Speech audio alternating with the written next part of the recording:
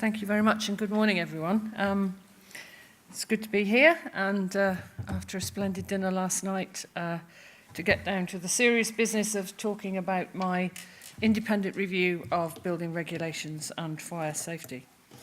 I'm conscious now, I do presentations like this at least 2 a week, so there's probably people in this audience who've heard a lot of what I'm going to say before. But I'm also conscious that there are a number of you for whom this is new.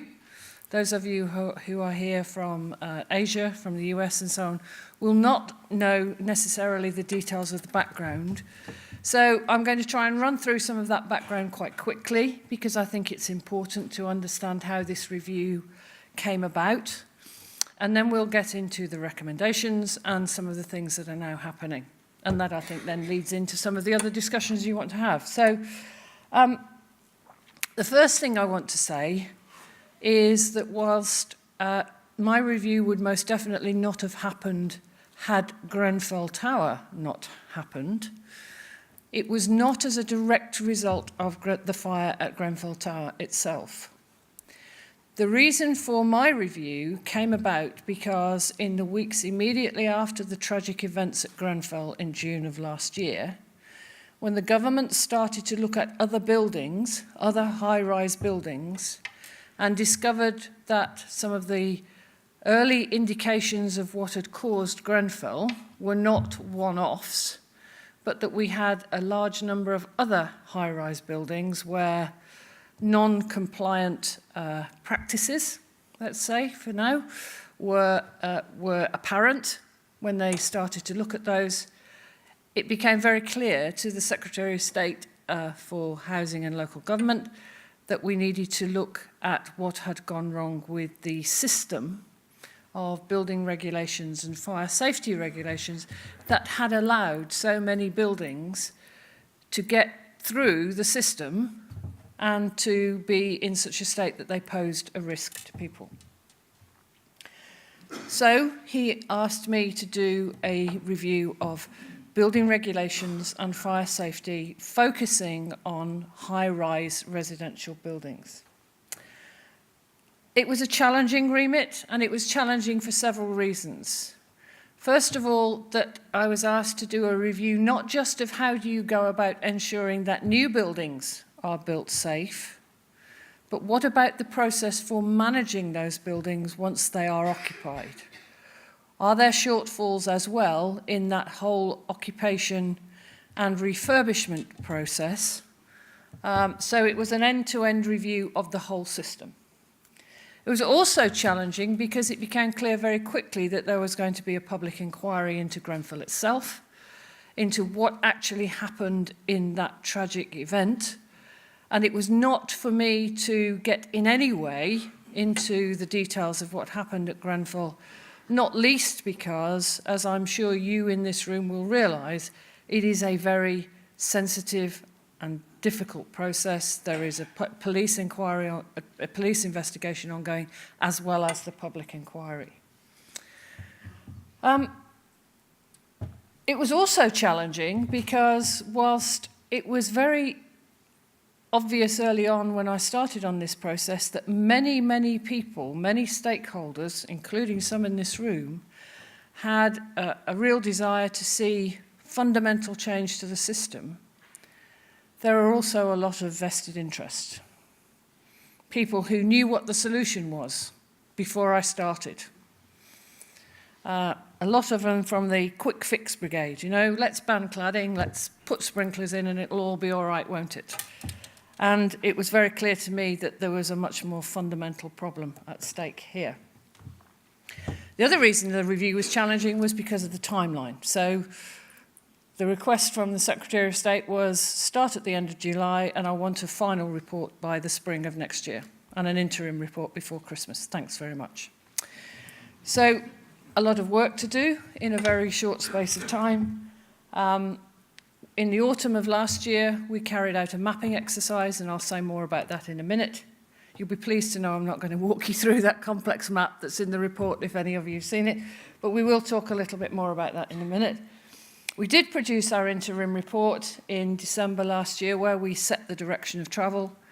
And then I think what was really good was in the January-February period of this year, we started to get a number of people involved in working groups, helping us to flesh out the details of how a new and better system could work and what needed to be the key features of it. And that then enabled us to produce the final report in May of this year. 53 recommendations, but they fall under a number of generalised headings, which I'll talk more about in a minute.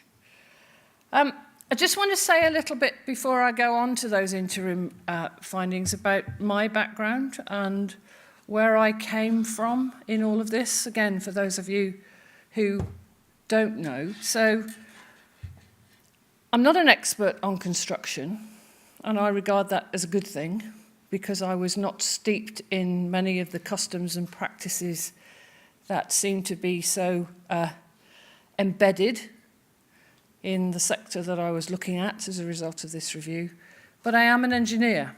I'm a chemical engineer. And I think it's also worth me saying to you that I started my career as a chemical engineer, having studied in the early 70s, and went into the industry working for Exxon in 1975. It's a very significant date because the year before I graduated, we had a major explosion at a chemical plant here in the UK, where more than 30 people were killed in Flixborough. And so at the tender age of 18, 19, the industry that I was about to join went through something akin to the shock that has occurred in this sector because of Grenfell. Subsequent to that, of course, as a chemical engineer working in the oil and gas and petrochemical industry, and then subsequently going into being a regulator, I've also been part of the whole regulatory process that rolled out around major hazard facilities, Piper Alpha, the review that took place post-Macondo, all of that. So my background is very much steeped in how major hazard industries manage their risks and the practices that have become embedded in that sector as a result of that. So let's talk about the report then. Some of those interim findings that we reported almost a year ago now. It was very clear very quickly when I started on this review that the current system was not working. And what was even more stark for me was people knew it wasn't working. I didn't come across anyone in those first few months when I started on this review who tried to tell me that everything was okay and that this was just a glitch somehow. Everyone said, the system's broken, it needs fixing, and please don't tweak with it. Do something radical because it needs overhauling. Everyone talked about the way in which industry plays to the rules, or rather plays with the rules, I would say, in that they try and avoid whatever they can by saying, well, it doesn't say I can't do that, so it must be okay, isn't it? And that, for me, was symptomatic of no one really taking responsibility. No one wanting to acknowledge that they had a responsibility to deliver safe buildings. The focus was all on delivering buildings as quickly and as cheaply as possible and then handing it over to someone else to worry about. And what was also very interesting to me was the way in which the guidance had evolved, produced by government and by committees reporting to government, which had got more and more prescriptive over the years, and worse still, had developed in a whole series of silos. So you have one set of guidance that tells you how to do energy efficiency, and another one that tells you how to do electrical safety, and another one that tells you how to do structural safety and fire safety. But that's not how the world works. You know that, I know that.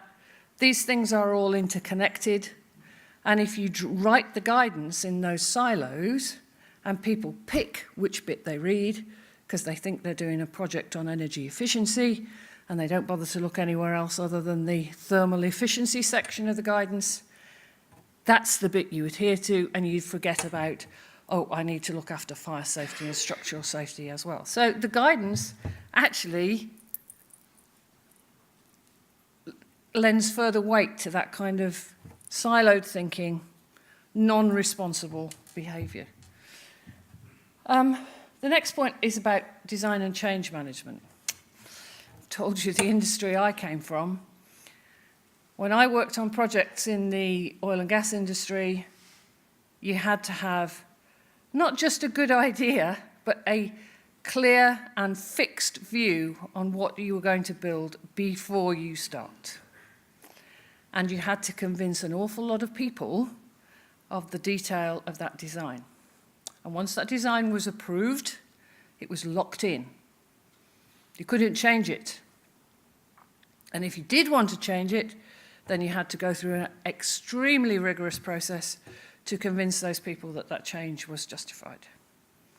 Compare and contrast that to this industry sector that doesn't even bother to do a detailed design before they start, in many cases, and then let contracts on the basis of, we'll design it as we go. Design and build contracts, as we call them. Or as someone said last night, design while we build. I call them make it up as you go along. Experts are not listened to. You will know that. You are some of those experts. People are asked to contribute.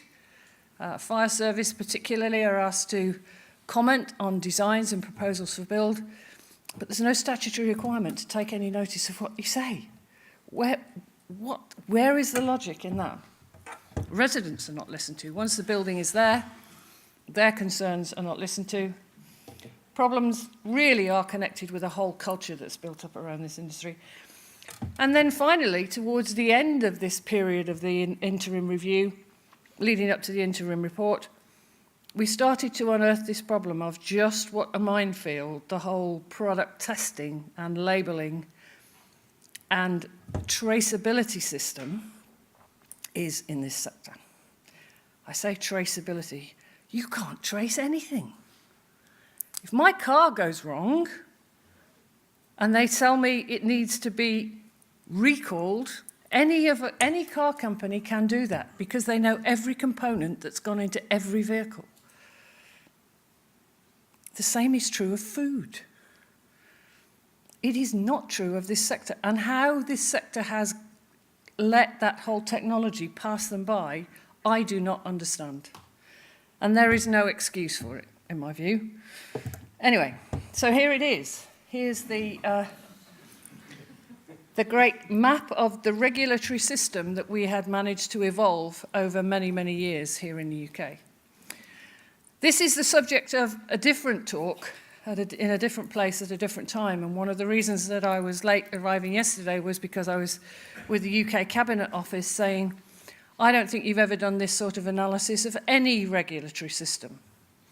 And I think if we looked at some of our other regulatory systems here in the UK, we'd find that they are just as complicated and just as messy because of the way that we go about taking bits out and adding bits on to regulations rather than looking at, in a systems way, which you as engineers will appreciate, is the right way to look at, is this going to work? Is this going to deliver what we want it to do? I'm not going to talk you through it. As I said, it's far too complicated. I know you can't read it, but all I would say is, if someone presented you with this at the outset, would you expect it to work? I think not. It's far too complicated. So, when we got to the final report, what did we recommend? Well, first and foremost, a stronger and tougher regulatory regime. And here we'll go through this quite quickly because I'm expecting you all to have at least skim-read the final report, and I know you've been talking about it already in this conference. A joint competent authority, bringing together all of the expertise that we need, people from the Health and Safety Executive who are already there regulating the process of construction and refurbishment of buildings, but whose focus at the moment is very much on the safety of the people working on the building, not on the safety of those who will live in the building, because that's part of a different set of regulations. So what I'm trying to do here is to bring the whole regulatory system together and say that the regulators need to bring all of their expertise to the table, that of the health and safety executive, that of people in building control, and the fire and rescue authorities to review and give permission, positive permission, for designs and proposals to be built before work starts, and then again for that process to go round the loop again before buildings are signed off as complete. Coupled with that, you have to have a stronger set of sanctions and enforcement practices. One of the reasons that people don't do what the rules require of them is because the penalties for not doing it are so small that it's worth a punt, basically. Why not? Because the fines are so small, and the money you will save by taking some of these shortcuts far outweighs the level of penalty that you'll get if you get caught. And you don't often get caught anyway because the level of enforcement currently is so low. Again, at the heart of this, we need to move to a system where people look at high-rise buildings as complex systems. I cannot get my head around this notion of common parts, compartments as if they can be treated in isolation. A high-rise building is an integrated, complex system, and we need to get people to start thinking in that way. And also, and probably more controversial than anything else I said in my final report, I want to remove this conflict of interest around approved inspectors who currently can be engaged by the client and act as regulators working for the client. It doesn't work. The regulator has to be independent of those commissioning the job. We need to be much clearer about responsibilities, and at every stage in the process, we need to be clear about responsibilities, not just during construction, but once we move into the period when a building is occupied, which, let's be honest, is far, far longer and far greater. And there's far more can happen to a building during that occupation phase, because then you've got hundreds of people in there doing their own thing, knocking down walls, changing doors, whatever else they might do behind their closed doors. So all of that needs to be managed by someone who is responsible. I've said something about the guidance already. Yes, it needs to be overhauled, and it needs to be written in a way that makes sense, and that underpins that systems-based approach. We need to do a lot of work on competence. What we lack currently in the construction sector is not just the competence of people doing the job. They don't really know what they're doing or why they're doing it and what's important and how important it is to do it properly. But we don't have sufficient supervision anymore, so that even if the people don't understand themselves, someone is there to oversee their work. And if you've got neither of those things, then you've got no assurance at all. And then, as I said earlier, this whole issue of testing, labelling, and being able to trace what you've used in any given building needs to be radically overhauled, and a major step into the 21st century made by a sector that seems to have been left behind. We need to give residents a better voice, and there's a lot of work going on that, and I can talk more about that if you want, but I think it's really important that we actually demonstrate to residents that we care about them. I was shocked by many of the stories that I heard from residents' groups where they really did feel nobody listens, nobody cares, and we're actually quite scared now after Grenfell. Well, of course they are. And the acid test of the new system has to be that we change that, and that we demonstrate to those people that we care, and that we're all focused on providing them with safe places to live, which is a kind of language that doesn't get used at the moment. And part of this has to be about putting a learning cycle in place. Go back to what I said earlier about people knew there were bad things going on. People said to me, we kind of knew this would happen one day because we knew all these shortcuts were being taken. We were worried about practices that we were seeing. But if you haven't got a system in place to bring that to the surface and to allow those concerns to be raised with the people who can act upon them properly, then nothing gets done about it. So we have to, as part of this change, put in place a means of bringing that information to the surface so that it can be acted upon. So there's some clear principles behind that, which I'm sure you can understand and appreciate, around clearer accountability and responsibility, this joined-up approach to a permissioning regime that lasts throughout the life cycle of the building, not just during construction, but into its occupation. The need to hold duty holders to account at every stage in that process. One person at every stage in the process, and it will be different at different stages, just as it is now with the health and safety regulation, but we will have someone identified who is clearly responsible. Yes, they can delegate work, but they cannot delegate the role of being the duty holder. Mechanisms in place to ensure that we do learn.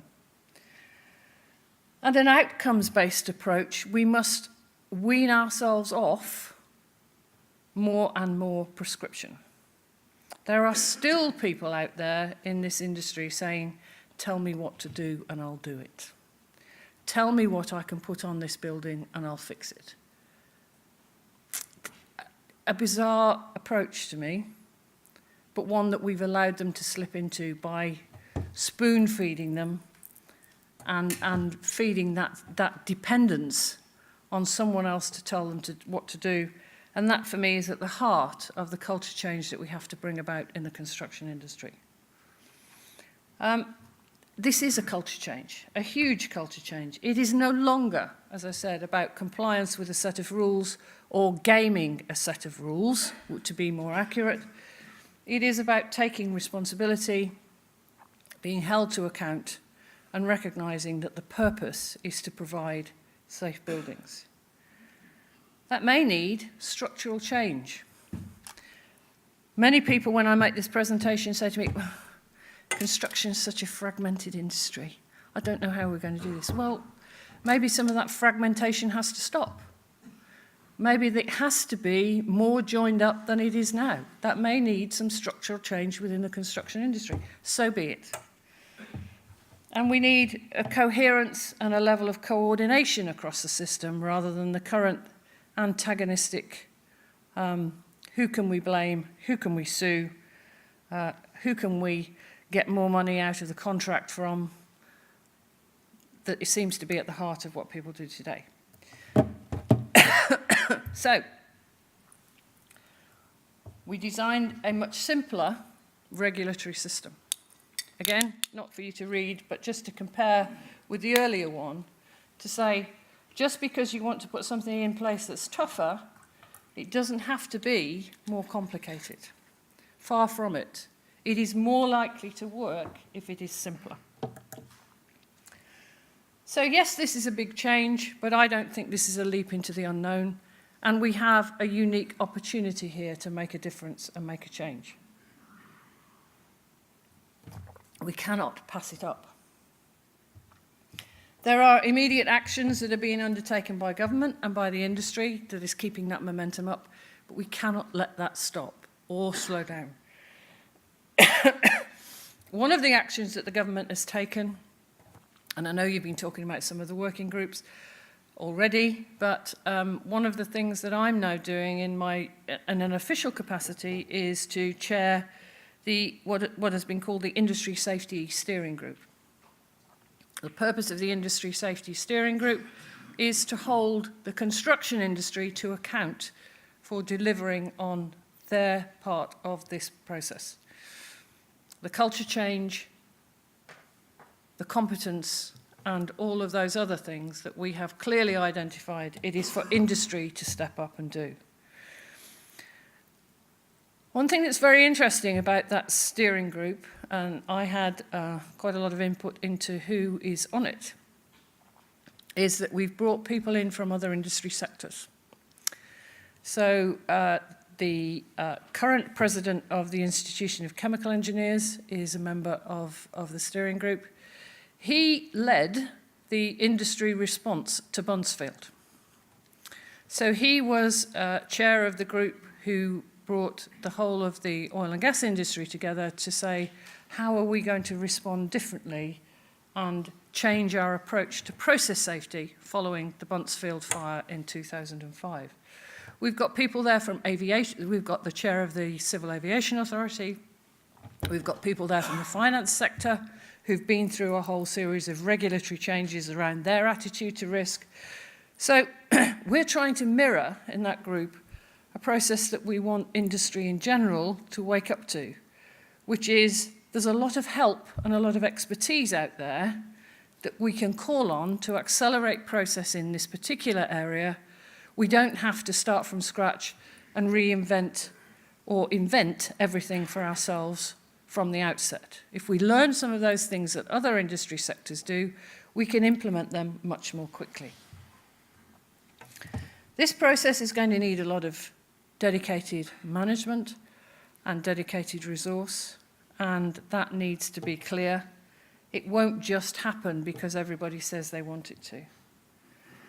But as I said, I think there is much to be gained from looking outside of the sector and bringing in some of that expertise from other sectors. We need also to recognise that this is not a one-off shot at improving the system. The public inquiry will identify, I am sure, other specific issues and failings that I did not cover in that very short space of time that I had to do my review. We need to be ready to take on board whatever those things are that come out of the public inquiry and think about what that means for the changes we are in the process of making to the regulatory system, and does it tell us that there is anything else that we need to do. Right now, I think everyone knows that there's a lot going on here in the UK, but everyone still says to me,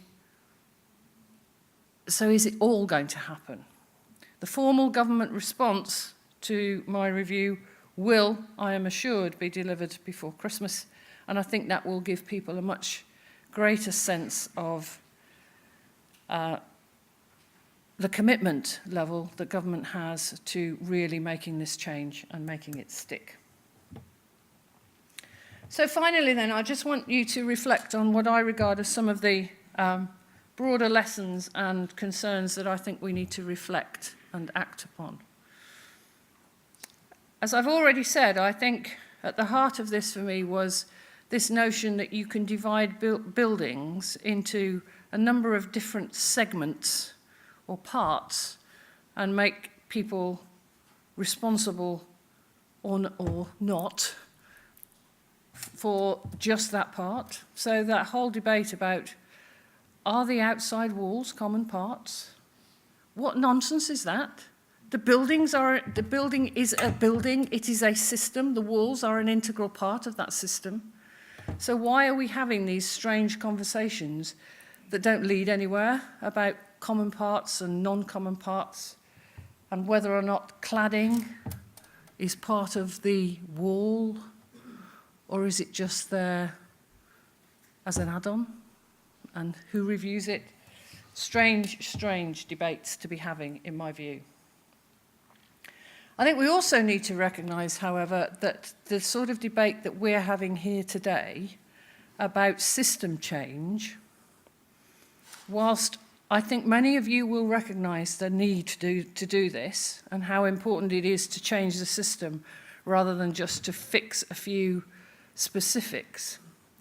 The challenge we all face is that we live in a world where quick fixes are what everybody expects. There are people out there who say, well, why don't you just ban cladding? Why don't you just put sprinklers in all the buildings? We need to fix the more fundamental problems, not think that one-off, simple solutions will do the job. As I said, I think cross-sector learning hasn't happened in the past. I think there are things that people in the construction industry could have learned from some of the events that I've described in my industry background and indeed from other sectors about things that happen. There's also no international learning going on here. I don't think we do as much as we could to think about when things happen in other parts of the world, what could that mean for us? Could that happen here? And even when we do, I think we have a tendency to say, no, it won't happen here because, and we come up with rationalized reasons why they're different from us, and we should be more open to broader learning. We need to get out of this siloed thinking about responsibilities. I am staggered at the way in which people in this whole built environment sector seem to think they know everything and they don't need to consult experts for advice when they should.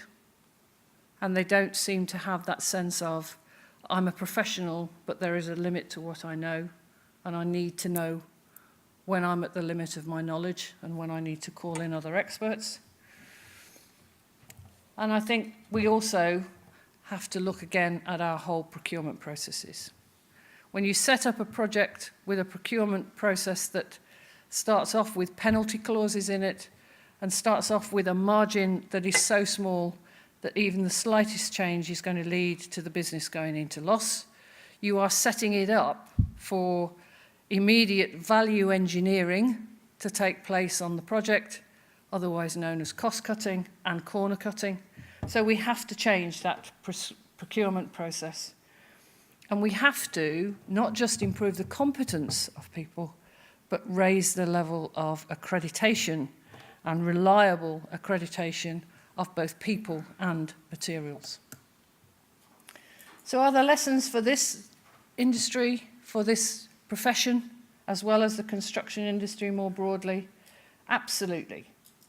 That need for fire engineering input, not just to be a necessity in the sense of this is something we have to do to tick the box, but something that people value right from the outset of projects. The whole safety case preparation is going to need a new set of inputs and a new set of thinking mechanisms to go into place around convincing the regulator that the building is safe to be built. But we also need, I think, not just to assume that the levels of competence that we've set at the moment are right in all of these disciplines, but to ask ourselves whether we need to raise the level of competence and expertise to meet some of those new needs for the future.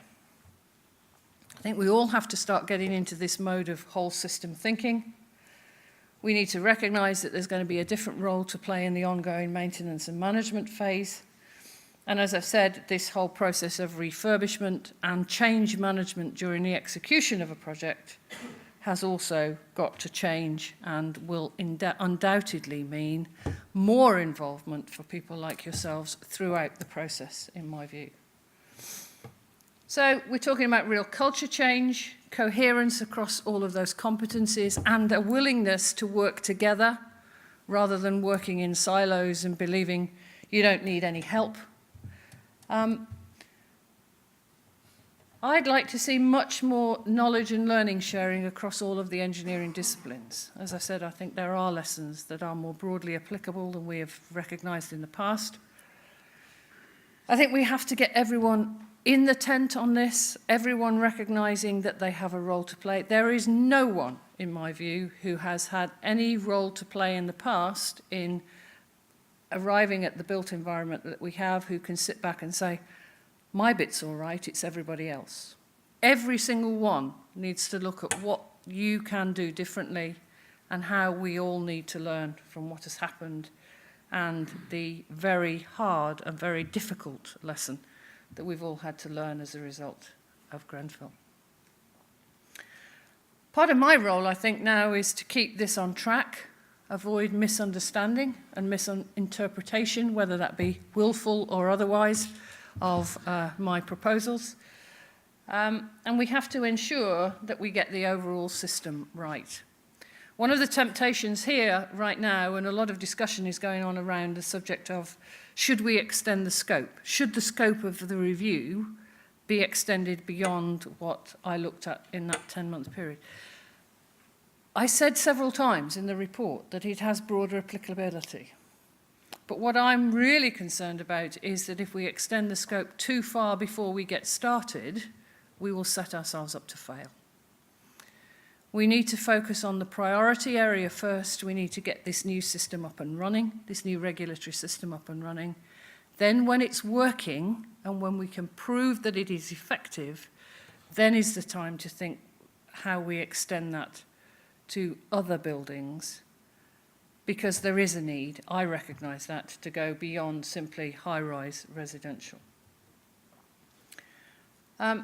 This is about challenging long-term custom and practice, but I don't see anything wrong with that.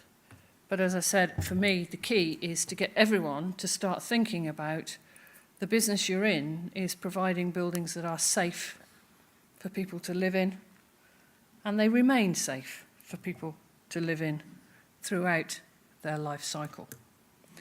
Thank you very much.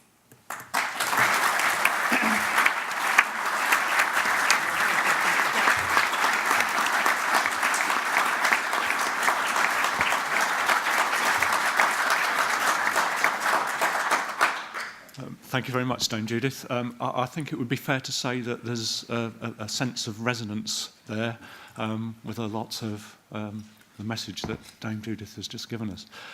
We have around about 10 minutes for some questions. It's not a lot of time, so if someone's got some questions, anyone has a question to ask, could you introduce yourself as quickly as possible, please, and ask a succinct question. Thank you very much. As a retired, as you would call, building control officer from the United States, as I'm understanding this, you're looking at changing residential high-rise, not high-rise. Yes. You got office buildings, you have hotels. Yeah. It all ought to be covered under one blanket, not just residential. Because when I did a high-rise, I was doing everybody. And that's just my observation of it. Okay. I understand that, and as I said a few minutes ago, I think there is scope to extend this regime in due course. Part of the challenge of what we're doing here is not just about how do you build new buildings safer. This is about tackling a legacy problem we now have here in the UK of buildings that were built under an inadequate regulatory regime that was not fit for purpose. So there is a legacy issue here around how do you apply this new regime to existing buildings. I think there's a really good debate to be had about when you look at new buildings, should we extend the scope from the outset? And there is a possibility that some of that will be built into the way the government responds to this, I think. But when it comes to the legacy, the difference between whether or not you extend the scope of this regulatory regime just to high-rise residential in the first instance, or whether you extend it to all high-rise, is the difference between putting 2,000 to 3,000 buildings in scope for that catch-up retrospective process, which would be the high-rise residential number, or hundreds of thousands of buildings if you made it all high-rise. And that's what I mean about we simply haven't got the resources to do that. So we have to be practical and pragmatic about this and tackle the most important first. Most important, for me, places where people live, places where people sleep, and where they are unsupervised. Offices, yes, there's large numbers of people in there, but they're always awake, most of them. And even those who aren't will get woken up by the fire warden. So it's a different risk profile. And you can come to it later, is my point. So thank you very much, Dame Judith. My name is Mark Chubb. I'm from the United States. I have sort of a two-part question. I want to verify that what I heard is what you said in the first part, and that is, what I heard you say is that we have in this regulatory regime, in building regulatory regimes in general, focused on the building and its parts, more than we should have, and that our focus should shift more away from the people and the individual disciplines themselves and their relationship to the parts, and more to the process they use to gather, process, use, and share information about their work. Yeah, yeah. One of the things that I haven't spoken about this morning is this notion that is in my review of a golden thread. And that's about a package of information that needs to be part of every building. So this whole thing about recording what you design, how you change that, any changes that are made to it, keeping that knowledge together of what it is that you are working with and what it is you are managing is fundamentally important. And right now, there are so many barriers to doing that. Ridiculous things like confidentiality clauses that prevent the architect being told what was actually built when he or she designed it. So you've got to break down all of those barriers around people staying in their little silo and get people to recognise that we all have a collective responsibility to deliver and maintain a safe system for people to live in. And it's a system, not a series of constituent parts. So moving from building regulation to building process regulation. Yes. Good. The second part relates to the outreach that you gave or made to other countries. Did you find any relevant examples of best practice from countries from which you received submissions that you would suggest represent a move in the right direction or some evidence of best practice beyond the UK? Yes, I did. and I saw evidence of that from a whole host of different places. So the thing I picked up from the US is the extent to which your system depends upon codes. And I think whilst I constantly talk about an outcomes-based, non-prescriptive system, I still think there are some things within our system where clear standards are very, very important. And looking at the way in which you use codes in the US, I think is really important. I said to someone last night that the bit of the German example that I picked up is around the way in which they have what they call proof engineers. And they use those on buildings that are category 4 and 5 in their risk matrix, and you cannot do anything without the proof engineer says you can do it. And they have rigorous control over the whole process, which is very much like what the safety case will be if we make it happen here in the UK. Even closer to home, here in Scotland, they do things different from the way we do it in England. They already have a rule in place here in Scotland that says you cannot break ground until you have the design approved. Just that one simple change will make a huge difference to the amount of work that has to be done up front on the design. So yes, there are many different examples, and really that's what leads me to we all ought to be pooling our knowledge here and picking the best of the best. Dame Judith, thank you for your presentation and coming here. I commend you with the work that you're doing. And my name's Grant Lupton. I'm the incoming international chair of the IFE, and like many of my international colleagues, we're looking from outside the UK as to where this will go because of the problems we share. But I think I understood it, but I'm a bit of a sequential learner, so I really just wanted some clarification that the recommendation for a combined regulatory approach of the interest groups I certainly support, and the other, looking at the whole building system for the life cycle of that building, because it's certainly my experience as a fire regulator that 30 years on from when all of those components that are put in the building to make it safe, that's when it's at its greatest risk if they're not maintained. So the combined regulatory approach, would that apply also for the life cycle of the building? So the buildings in scope, yes, it yes, will. so the whole, that's what I wanted to hear. So thanks Yeah. very much. Yeah. We're going to make that the last question. Keep things to time. Thank you.